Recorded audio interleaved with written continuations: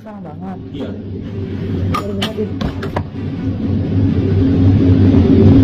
Opa, aku tahu ini saldonya kamu isin juga. Tapi kan kamu udah pakai, kamu mau isin lagi. Kan tadi aku udah bilang aku pakai dulu. Ya tapi kan sekarang aku mau pakai udah nggak ada saldonya. Iya kan, nanti aku pasti masukin lagi, isi lagi. Ya aku tahu, tapi aku maunya sekarang. Terus kamu lupa, ini pakai ah. Ya nah, kamu nggak lupa.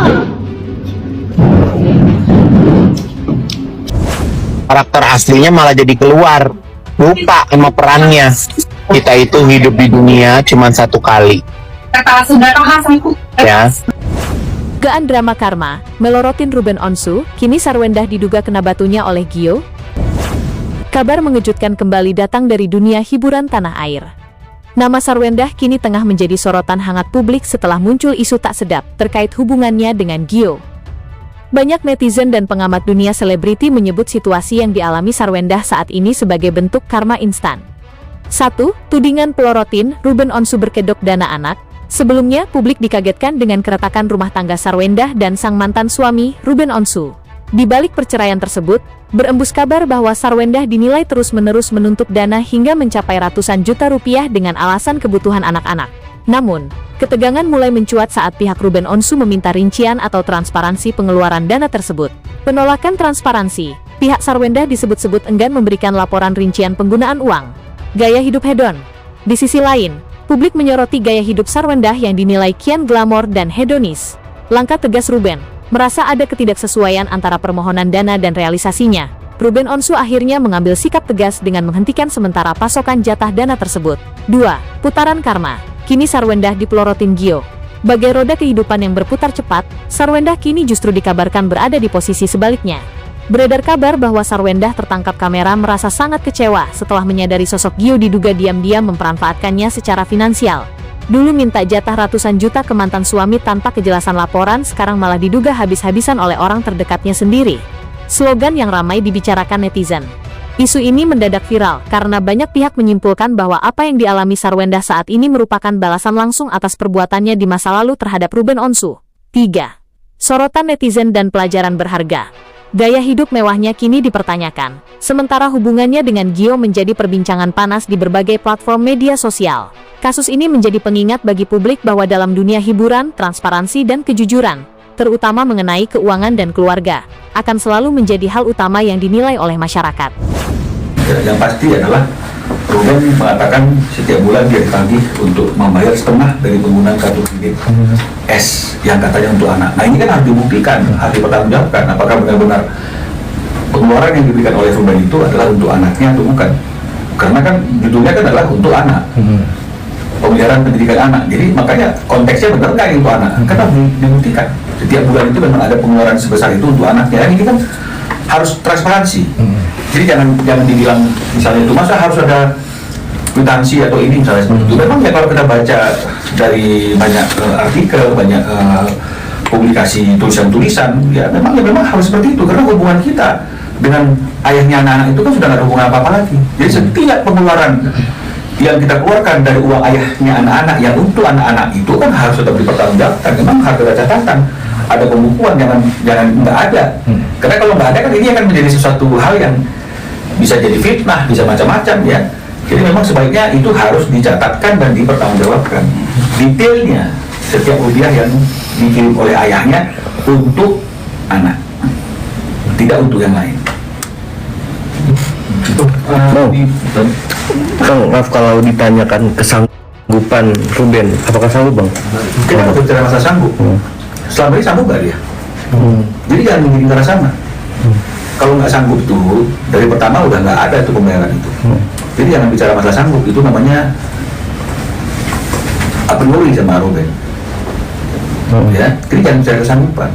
Sekarang niat baiknya kita saja, bisa nggak kita pertanggungjawabkan setiap pengeluaran yang diberikan oleh Ruben yang katanya untuk anak? Bisa nggak? Itu kan paling gampang itu. Mana paling gampang mempertanggungjawabkan pengeluaran kita atau mencari uangnya? Jadi jangan bicara masalah sanggup nggak sanggup.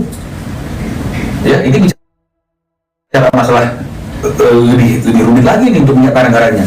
Untuk mempertanggungjawabkannya itu lebih gampang kan? Coba sekarang tanya, sanggup nggak dia mempertanggungjawabkannya? Jangan sanggup nggak untuk membiayainya? Coba dibalik. Ini yang kadang-kadang saya nggak mau kalau teman-teman minta keterangan wawancara dari saya, karena selalu perspektifnya keliru. Jadi nggak guna saya memberikan pernyataan atau memberikan wawancara kalau misalnya kemudian perspektifnya saja sudah tidak netral, tidak memahami apa kami maksudkan gitu. Ya bicara masalah kesanggupan Ruben, sama ini Ruben sanggup nggak dulu. Jadi kalau misalnya beberapa waktu ini tidak diberikan, kan ini bukan bicara masa sanggup nggak sanggup, karena saya sudah katakan berulang-ulang itu bahwa disampaikan dan didiskusikan. Perinciannya mana? Agar kita tahu kebutuhan dari anak-anak ini, biar kalaupun misalnya nggak ditagih, kita bisa bayarkan. Nah jadi yang paling gampang sebenarnya adalah mempertanggungjawabkan setiap rupiah yang diberikan oleh Ruben untuk anaknya.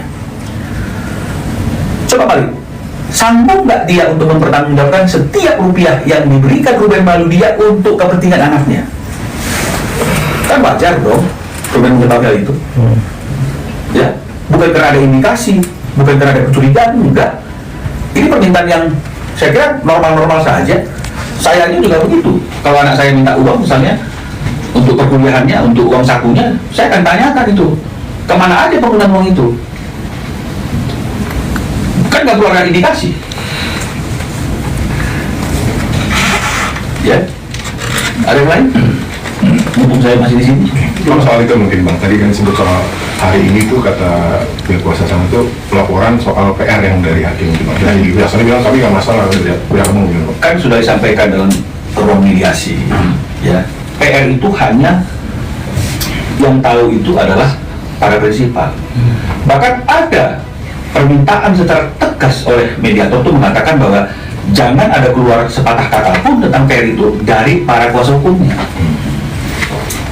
Kalau memang misalnya perlu bantuan kuasa hukum untuk merealisasikan PR itu, silakan.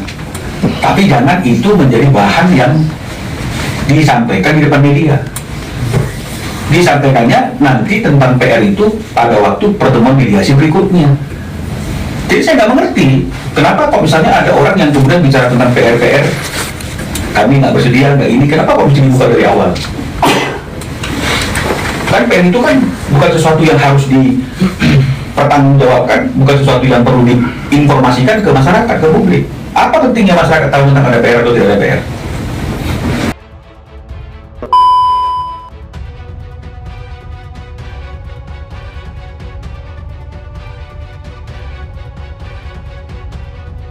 Bagaimana sekarang guys? Tentunya jangan lupa kasih masukan dan komentar kalian agar tambah seru, biar kita bisa menikmati cerita dan kisah selebritis Indonesia mancanegara yang tentu bakal bikin kalian semua pada happy, seneng, dan selalu menunggu kabar dan informasi terbaru terupdate dari kita hanya untuk kalian semua.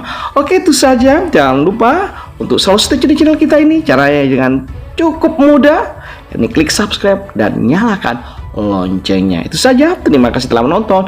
Yuk, bye-bye.